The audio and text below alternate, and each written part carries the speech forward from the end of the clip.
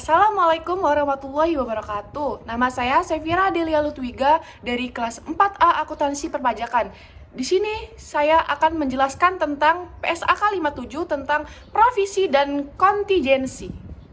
Adapun tujuan dan ruang lingkup tentang PSAK 57 ini, yaitu bertujuan untuk mengatur pengakuan dan pengukuran provisi, kewajiban kontingensi, dan aset kontingensi, serta untuk memastikan informasi memadai telah diungkapkan dalam CALK, catatan atas laporan keuangan, agar para pengguna dapat memahami sifat, waktu, jumlah yang terkait dengan informasi tersebut diterapkan oleh semua entitas dalam akuntansinya, kecuali yang timbul dari pertama, kontak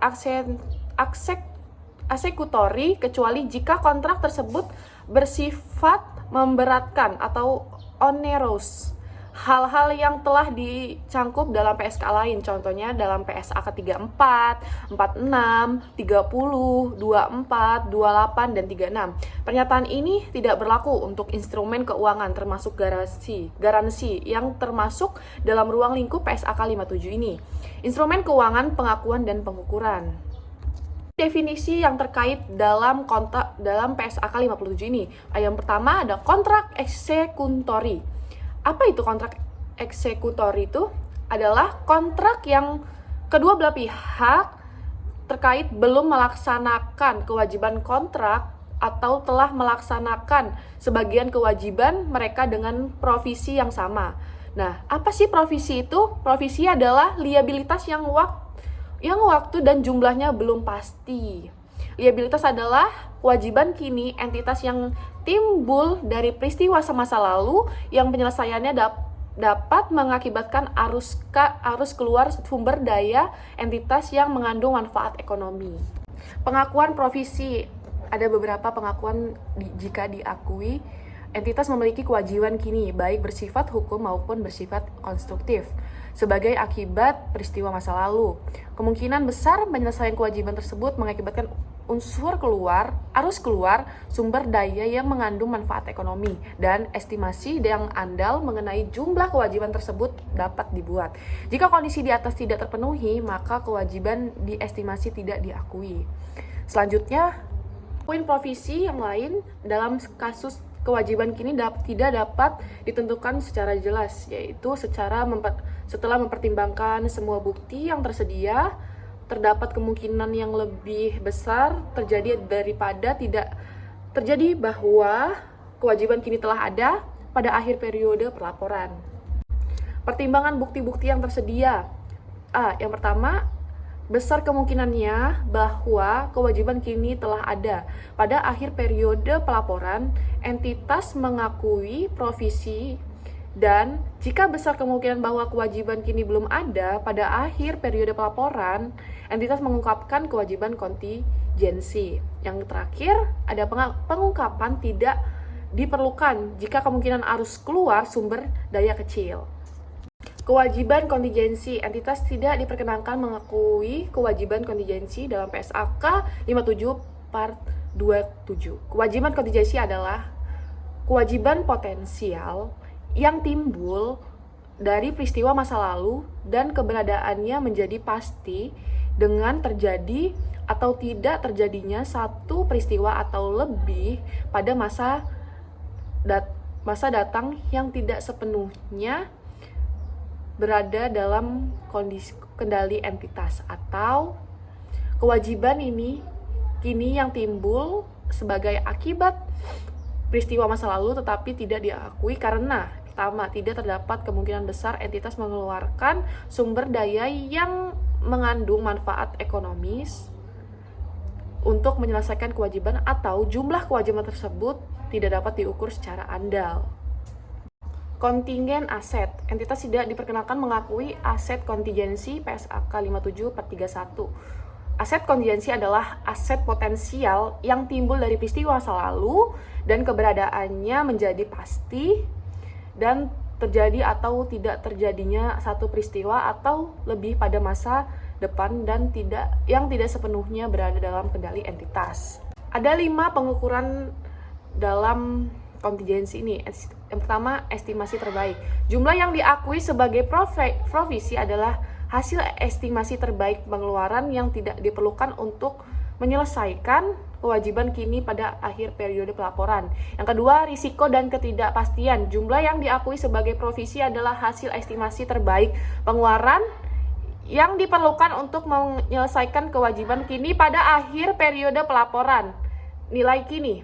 Jika dampak nilai waktu uang cukup material, maka jumlah provisi adalah nilai kini dari perkiraan pengeluaran yang diperlukan untuk menyelesaikan kewajiban. Yang keempat, peristiwa masa depan. Peristiwa masa depan yang dapat mempengaruhi jumlah diperlakukan untuk menyelesaikan satu kewajiban harus tercermin dalam jumlah provisi jika ada bukti objektif bahwa peristiwa itu akan terjadi. Yang terakhir, rencana pelepasan aset. Keuntungan sehubungan dengan rencana pelepasan aset tidak boleh dipertimbangkan dalam menghitung suatu provisi. PSAK 57 Paril 51. Penggantian. Jika sebagian atau seluruh pengeluaran untuk menyelesaikan provisi diganti oleh pihak ketiga, penggantian itu diakui hanya pada saat timbul keyakinan bahwa penggantian pasti diterima pada saat entitas menyelesaikan kewajibannya. Penggantian tersebut diakui sebagai aset yang terpisah. Jumlah yang diakui sebagai penggantian tidak boleh melebihi nilai provisi. Dalam laporan laba rugi komprehensif, beban yang berkaitan dengan provisi dapat disajikan secara neto setelah dikurangi jumlah yang diakui sebagai penggantinya. Perubahan dan penggunaan provisi. Provisi ditelaah pada setiap akhir periode pelaporan. Estimasi terbaik yang paling kini. Jika arus keluar sumber daya kemungkinan besar tidak terjadi, maka provisi tersebut dibatalkan. Jika kewajiban diestimasi di diskonto, maka nilai tercatatnya akan meningkat pada setiap periode untuk mencerminkan berlalunya waktu. Peningkatan ini diakui sebagai biaya pinjaman. PSAK 57 Part 60. Provisi hanya dapat digunakan untuk pengeluaran yang berhubungan langsung dengan tujuan pembentukan provisi tersebut. Kontrak memberatkan. Jika entitas terkait dalam suatu kontrak memberatkan, maka kewajiban kini menurut kontrak tersebut diukur dan diakui pada provisi. PSAK 57 Part 66. Kontrak memberatkan adalah kontrak yang biaya tidak terhindarkan untuk memenuhi kewajiban kontraknya melebihi manfaat ekonomis yang akan diterima dari kontrak tersebut.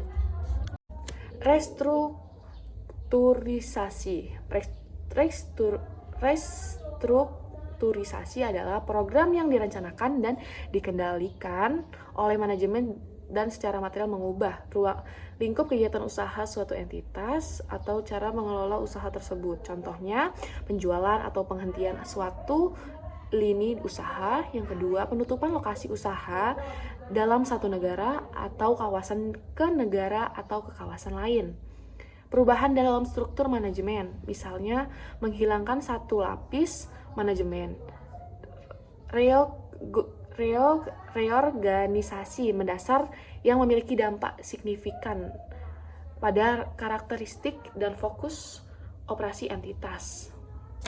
Kewajiban konstruktif untuk melakukan restrukturisasi muncul hanya jika entitas memiliki rencana formal yang rinci dan menciptakan ekspektasi yang valid pada pihak-pihak yang terkena dampak restrukturasi. Provisi restrukturasi hanya mencakup pengeluaran langsung yang timbul dan dari restrukturasi yang memenuhi kedua persyaratan berikut ini. A. Benar-benar harus mengeluarkan dalam rangka restrukturasi dan tidak terkait dengan aktivitas yang masih berlangsung pada entitas. Pengungkapan untuk setiap jenis provisi, entitas harus mengungkapkan nilai tercatat pada awal dan akhir periode, provisi tambahan yang dibuat dalam provisi bersangkutan yang termasuk peningkatan jumlah pada provisi yang ada. Yang ketiga, jumlah yang digunakan, yaitu jumlah yang terjadi dan dibebankan pada provisi selama provisi bersangkutan. Yang keempat, jumlah yang belum digunakan, yang dibatalkan selama periode bersangkutan. Yang kelima, peningkatan selama periode yang bersangkutan dalam nilai kini timbul karena berlalunya waktu dan dampak dari setiap perubahan tingkat diskonto. Entitas juga harus mengungkapkan pula uraian singkat mengenal karakteristik kewajiban dan perkiraan saat arus keluar sumber daya terjadi. Indikasi mengenai ketidakpastian saat atau jumlah arus keluar tersebut jika diperlukan dalam rangka menyediakan informasi yang menandai, entitas harus mengungkapkan asumsi utama mendasari perkiraan peristiwa masa depan. Ketiga, jumlah estimasi penggantian yang akan diterima dengan menyebutkan jumlah aset telah diakui untuk estimasi penggantian tersebut. Transisi dan tanggal efektif. Dampak diterapkannya PSKK ini pada tanggal efektifnya atau lebih dini dilaporkan sebagai penyesuaian saldo awal saldo laba pada periode PSAK ini termasuk kali diterapkan. Kedua, entitas dianjurkan tetapi tidak diwajibkan untuk menyesuaikan saldo awal saldo laba dari periode sajian paling dini dan menyajikan kembali informasi kooperatif. Jika informasi kooperatif tersebut tidak disajikan ulang, maka fakta tersebut harus diungkapkan. Berlaku untuk periode laporan keuangan tahunan yang dimulai atau setelah tanggal 1 Januari 2011, penetapan lebih dini dianjurkan.